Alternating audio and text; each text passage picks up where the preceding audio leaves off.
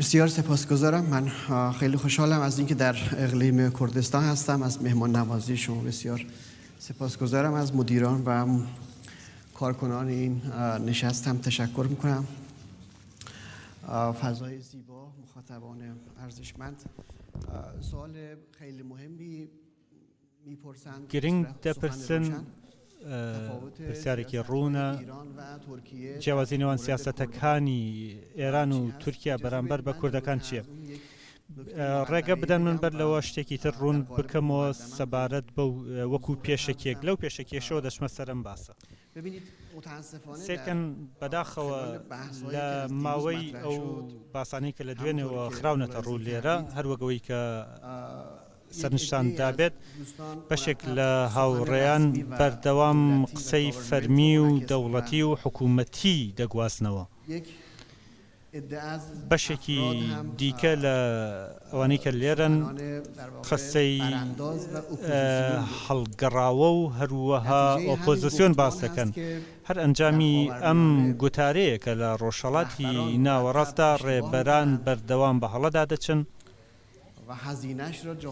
هەروەها تاوانەکەشی باجەکەشی کۆمەلگا دەیدا.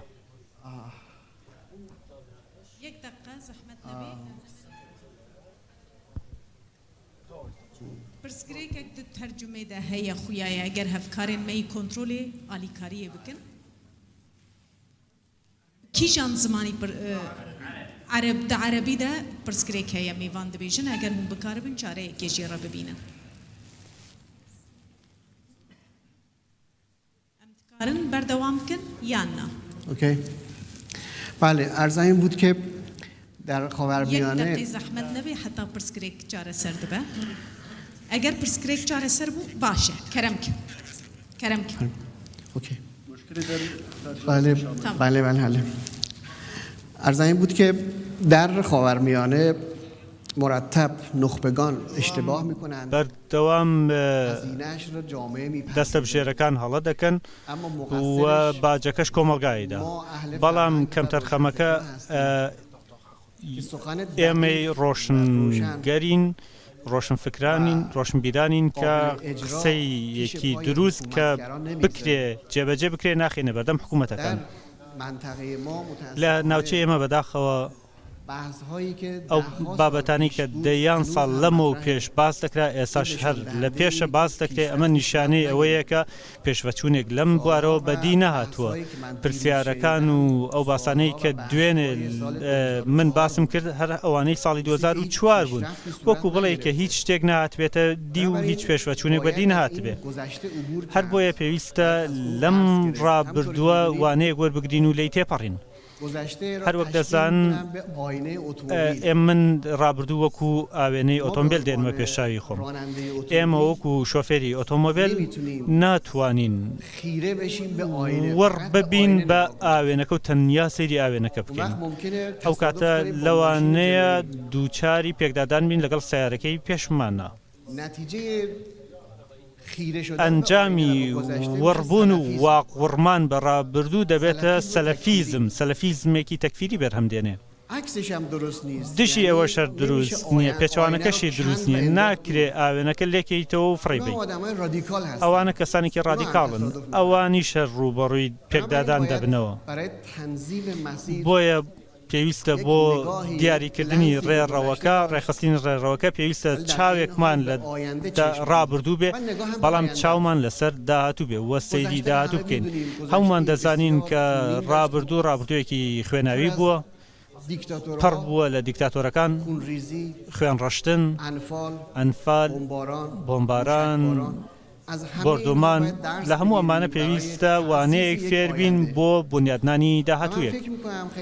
من پێم وایە زۆرێک لە وڵاتان، زۆرێک لە هێزەکان لە ناویشاندا هەرێمی کوردستان ئێستا گرنگیترین پێویستی کە ئەو هەیبێت داهاتووە نەک ڕابردوو.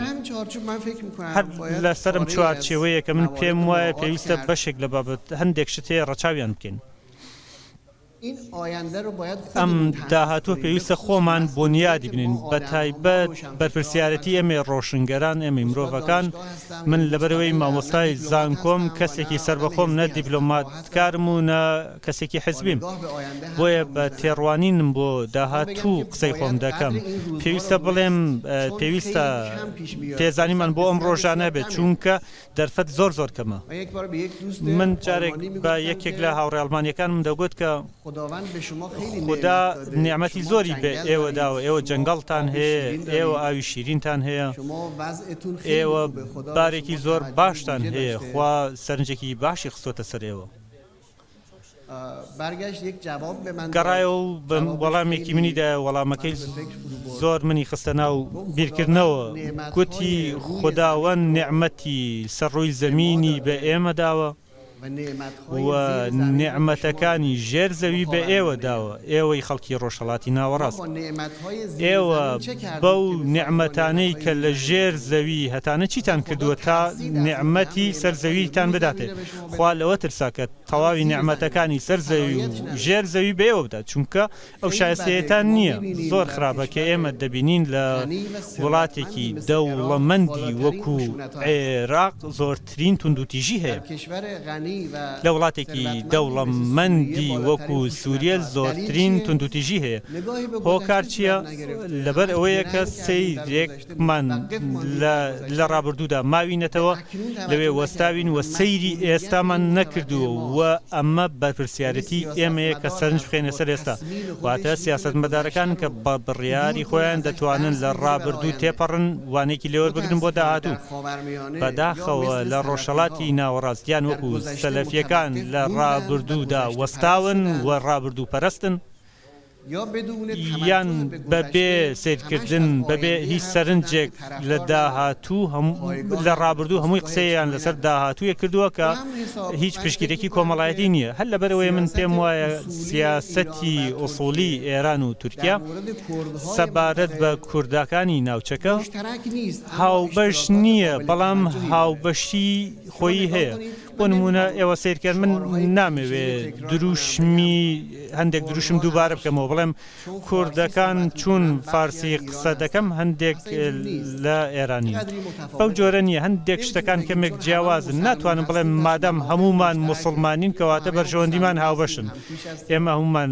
هاوئاینین هاو ناوچەین ئەمە کاریگەری هەیە بەڵام لە جیهانی مۆدێرندا ئەوەی کە قسەی یەکەم دەکات هاوبەشی زمانی نییە بەڵکو بەرژەوەندی نیشتیمانیە پێویستە ببینین بەرژەوەندی نیشتیمانی ئێران چی دەخوازێت و ئەو کاتە ئێران دەتوانێت ئەوە پەسەند بکات قبول بکات ئایا ڕێگە دەدات بەوەی کە لە سنوورەکانی خۆیدا نائارامی هەبێت تورکیەش بە هەمان شێوە ناتوانێت ئەوە پەسەند بکات بەڵام با من لەوە تێپەڕین من دەمەوێت ئەوە بڵێم کە ملەتی کوردیش ساڵانە دەیان ساڵە داواکاریەکی هەیە بۆچی ئەمە باشتر ناخرێتە ژێر سەرنجەوە بۆچی بە شێوازێکی ئۆسۆلی سەری ئەمە ناکەین ئەگەر دەستور هەیە کە وەڵام گۆی داواکاریەکانی ئێستا نییە باوقان دەستورە هەموار بکرێتەوە ئەگەر داهێنانێک نێتە ئاراوە کەواتە داهاتوو شەرەوەی ڕابردوو دەبێت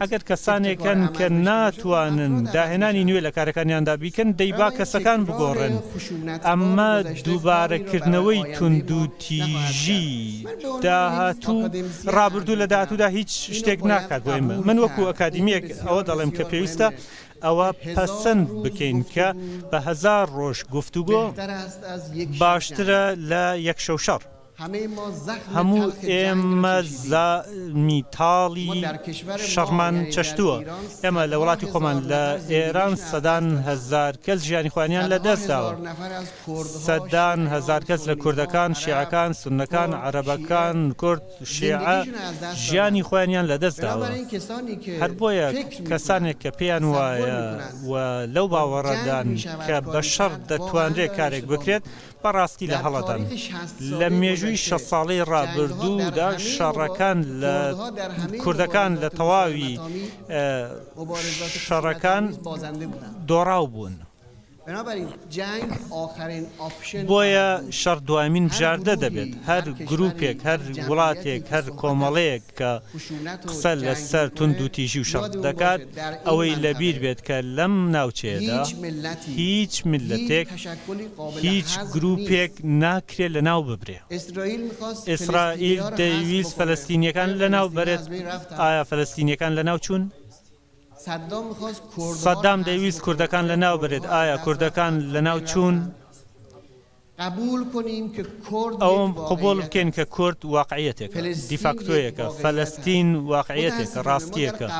بەداخەوە ئێمە لە قبولکردن و پەسەندکردنی ئەمەدا کێشەمان هەیە. لە ڕووکەشە هەموماندان بە یەکترا دەنێن، بەڵام لە کردارە ئەمە بۆ جۆرە فەرمیە نییە. بۆیە ئەگەر لە دوو شتا من وەڵام بدەمەوە، ئەگێ بێشێ ئەگەر لە دوو ڕستا من قسەکان بکەم، یەکەم کوردەکان و دۆسیەی کوردی تەنیا و تەنیا لە ڕێگەی دیالۆگەوە چارەسەر دەکرێت و چارەسەریش پێویستی بە سەبر هەیە، نەک بە چریک و پارتیزان. دانوستان وەکو کێشانی وێنەیەکی تابلۆیی جوانە، بە پەلەپەل دەتوانیت تەنیا کاریکاتۆرێک دروست بکەیت و بنەخشێنی. ئەگەر ئێمە دەمانوێت لە ناوچەکەدا تابلۆیەکی جوان و ڕەنگا و ڕەنگ بکێشین، ئەبێ کەسانی بە سەبر و تەحەمل لە دانوستانەکاندا بەشدار بن، هەروەکو ئەو کارێکە لە یەکێتی ئەوروپایە ڕوویدا. من نامێ بەراورد بکەم، مەوەکەمێک جیاوازە، بەڵام خاتوو مێرکڵ و بەڕێز ماکرۆن هەر ڕۆژە و دوو جار لەگەڵ یەکدیدا قسە دەکەن. کاتێککە قسەیان کرد دەچن لەسەر نیگەرانیەکانی لایەنی بەرامبەر بیر دەکەنەوە.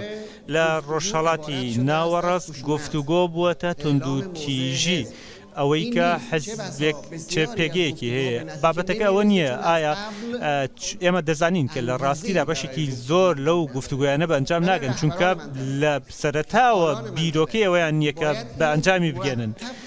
ئەوانەی کە لە ناوچەکەدا چالاکن پێویستە ئەوە بزانن کە نابێ ڕوبەڕووی شەڕ ببنەوە، نابۆ شەڕ و نابۆ تند و تیژی، چونکە ئەم ناوچەیە پڕ بووە لە تند و تیژی. ئەم بابەتە هەم سووریە بەرامبەر بە کوردەکان پێویستە ڕەچاوی بکات، هەم تورکیا پێویستە ڕەچاوی بکات، هەم ئێرانیش حتمەن، هەمان شێوەش عێراق. لەلایەکی دیکەوە ئەو کات دەتوانرێ وەکو کورد وەکو ئەکتەرێکی سربەخۆ، ئەکتەرێک کە شایستەی ئەوەیە سەرنجی بخرێتە سەری، پێشوازی لێ بکرێت و قسەیان لەگەڵا بکرێت. من پێم وایە ئەگەر ئەم گفتوگۆ بە مانایە بێتە ئاراوە و ئەو کاتە نیگەرانیەکان لا ببرێن، ئەو کاتە ئەگەری یاریەکی دیموکراتیک لە ناوچەکەدا هەیە. دکتۆر قادر نەسیری ji navenda lêkolînên Rojhilata navîn